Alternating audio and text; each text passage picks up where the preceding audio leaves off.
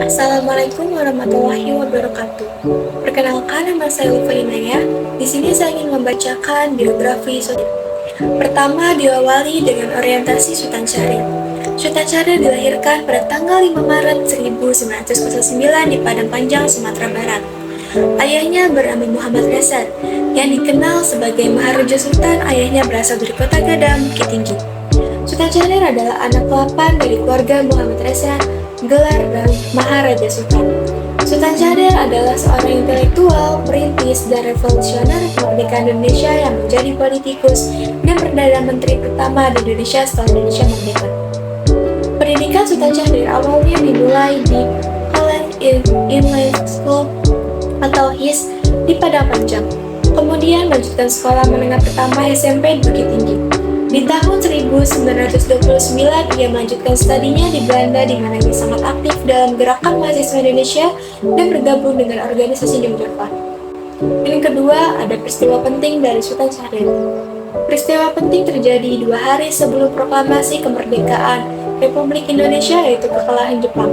Namun, kabar kalau Jepang telah menyerah tanpa syarat kepada sekutu tak banyak diketahui oleh orang-orang Indonesia. Syahrir adalah orang yang pertama kali mendengarnya. Saat itu, Jepang melakukan berbagai upaya untuk membatasi penyebaran berita terkait kekalahannya. Oleh karena itu, mereka pun berupaya untuk melakukan pelarangan siaran radio. Namun, siapa yang menyangka kalau Syahrir mengetahui kabar itu setelah mendengarkan siaran radio luar negeri secara sembunyi-sembunyi. Setelah mendengarkan berita mengejutkan itu, Syahrir sempat memberitahukannya kepada Bung Hatta. Namun, Bung Hatta ternyata menganggap kalau kabar tersebut hoaks.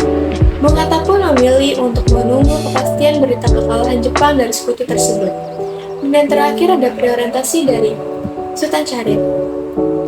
Karir politiknya Sultan Syahrir terlihat ketika Sultan Syahrir dipenjara sebagai tawanan politik, dan pada saat itu sakitnya Sultan Syahrir bertambah semakin parah. Atas desakan para pemimpin Pancasilasis, akhirnya Presiden Soekarno mengizinkan Syahrir diantar ke luar negeri dan ia masih dalam status orang tahanan. Syahrir diantar istri tercinta untuk berobat ke Swiss di kota Zurich yang sangat amat dingin. Di Swiss itulah Sultan Syahrir mengembuskan nafas terakhirnya dan ia meninggal dunia pada tahun 1966, 9 April. Sekian biografi Sultan Syahrir. Terima kasih.